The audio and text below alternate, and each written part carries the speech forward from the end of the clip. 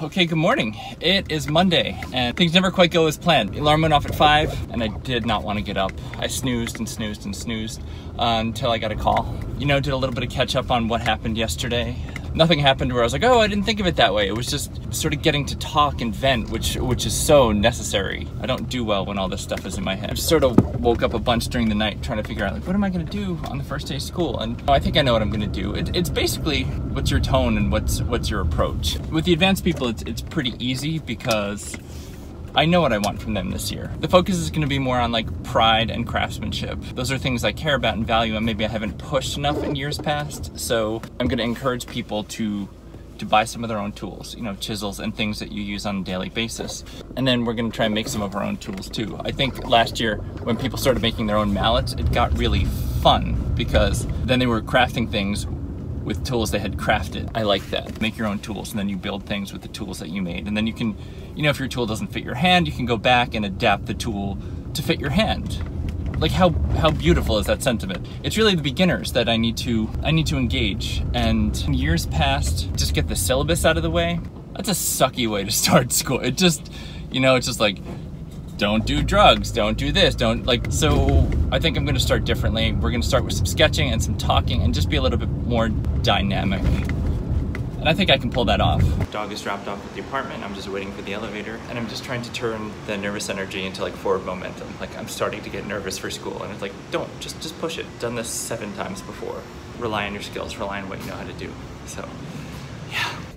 Okay friends, here we go. Commuting to work from the new house. It appears that 1, 2, 3, 4, that 5 blocks ahead is the freeway entrance. And if that's the case, this will be good. If it's not the case, I don't know where that road goes, but it's not, it's gonna be bad. I feel sad about leaving the dog there. It just doesn't feel like our home yet. At this point in time, she's spent more time there than I have, so maybe it's more her home than mine. Me in the future that's editing this, hey, how are you? I hope you're well. I hope you're dating someone awesome, or at least feeling better than I'm feeling right now. Right now I'm feeling nervous. The situation with the mediator and my attorney is strange. So the mediator's gonna talk to my attorney about why he advised me to do certain things, and then we will all move forward.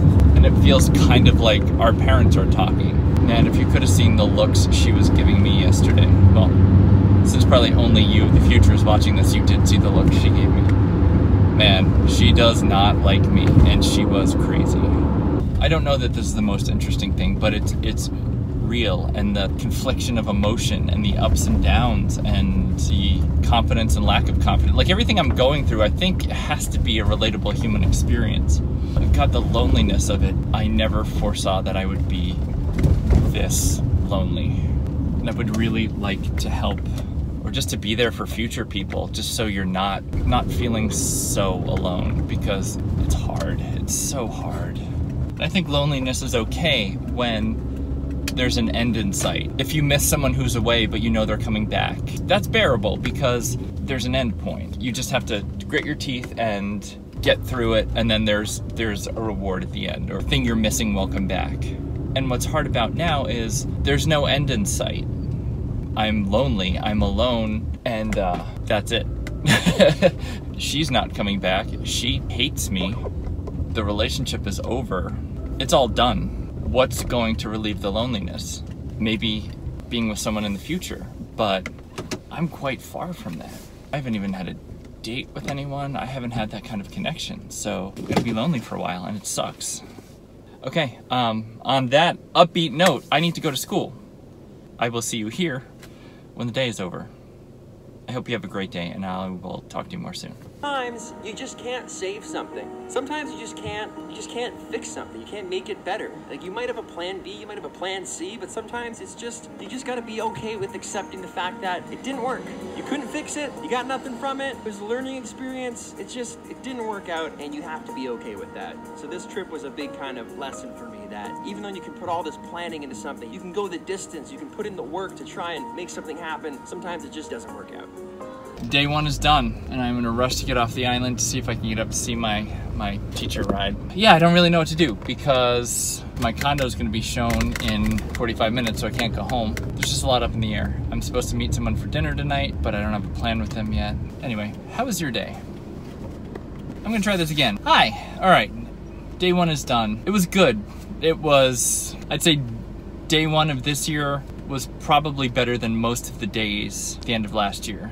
I felt a little more myself. I felt energetic and quirky, and I feel like I'm somebody that talked about my class in a way that's exciting and will hopefully engage people. That's my hope. That's my feeling coming away. I was a little by the seat of my pants, but I think that's okay. I think if I had a script for the first day of school and I was like, now this, now this, now this, it would lack energy. So I talked about what came to mind, and if a student had a question, I would use that to sort of like parlay me into talking about other things. And I think it moved organically and well.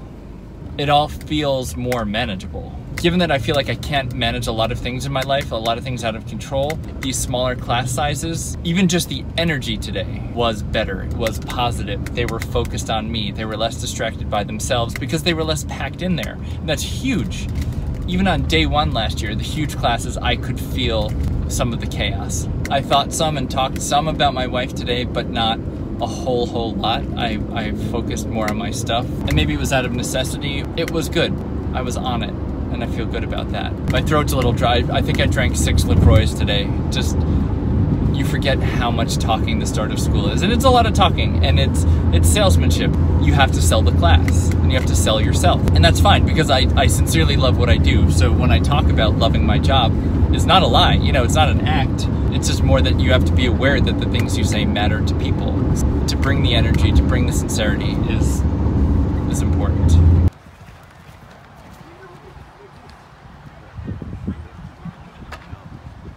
So far I feel pretty good about coming up to the horse show. It was a whole lot of fun. I missed my trainer jumping, which is sad. She got 3rd.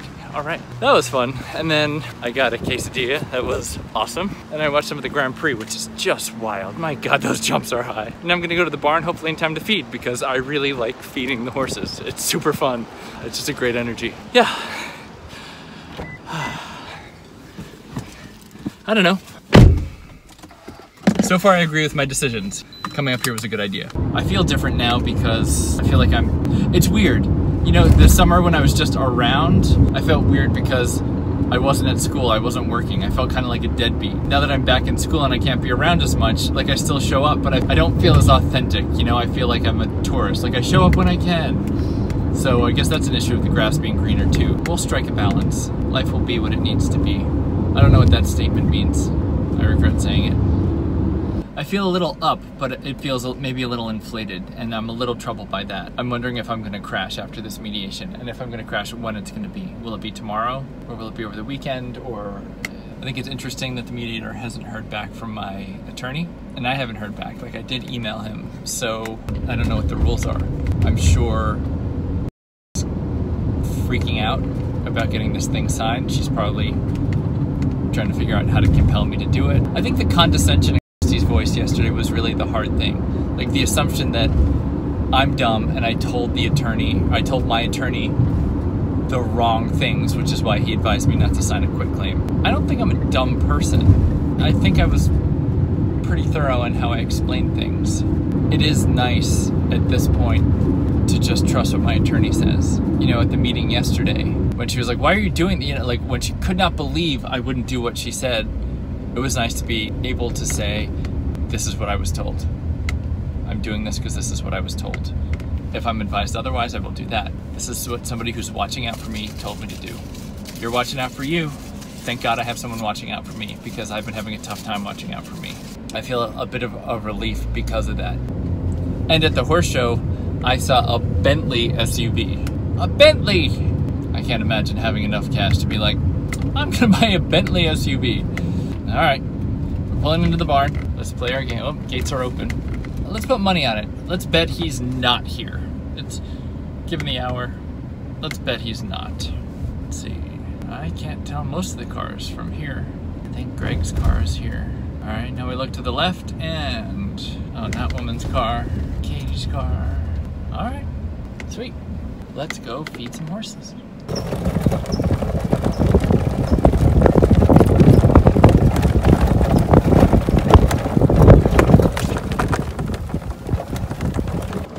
I got to take the golf cart down into the canyon and drop somebody off her daughter who's trail riding, so it's been a total blast.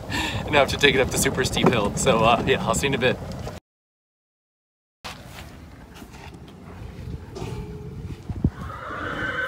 Hello. You have a big head. Oh, Valor.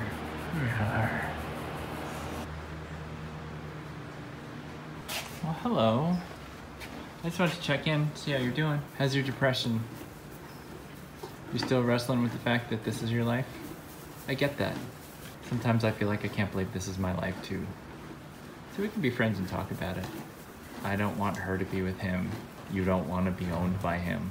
I think we're in similar situations. It all comes down to him being evil. I'm trying to escape it, and hopefully you can too. Good luck. I will see you tomorrow. Yeah, hang in there, buddy, okay? Hi, how are you? Oh. Are you just covering yourself in shavings to deal with the sadness that is your life? Yeah? Is it hard for you? Are you having a tough time knowing that you're his horse? It must be hard. Look at you. It's so sad. You could have a better life. So what you have to do down here, just release that latch and then slide the gate that way and you can go. I'll tell you the gate code when I stop filming. But you can make a run for it. You can find a better life. You can. You can be free. Oh, you look so wistful and sad. I know. I know how hard it is. I know. You dream of a better life. A life without him. I dream of that too.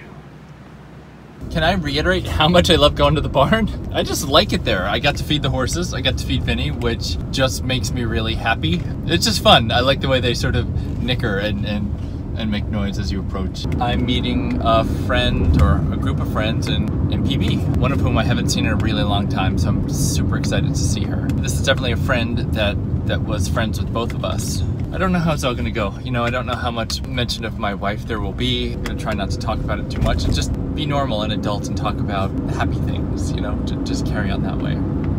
Peter McKinnon had a great video. I mean, it wasn't great. It was him talking about things not working out, you know, in regards to making a video, but the words he used and the sentiment was very true. It was basically like, sometimes despite your best efforts, things don't work out. And I don't think that's meant to be applied to a marriage. I was just feeling it today, so I took a little screen recording of it and I'll probably put it in this video. I feel content.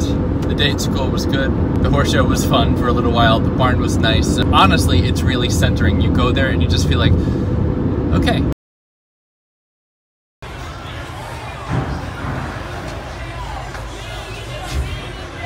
There's a storefront where you can go to throw axes at wooden panels. Pacific Beach is so cool.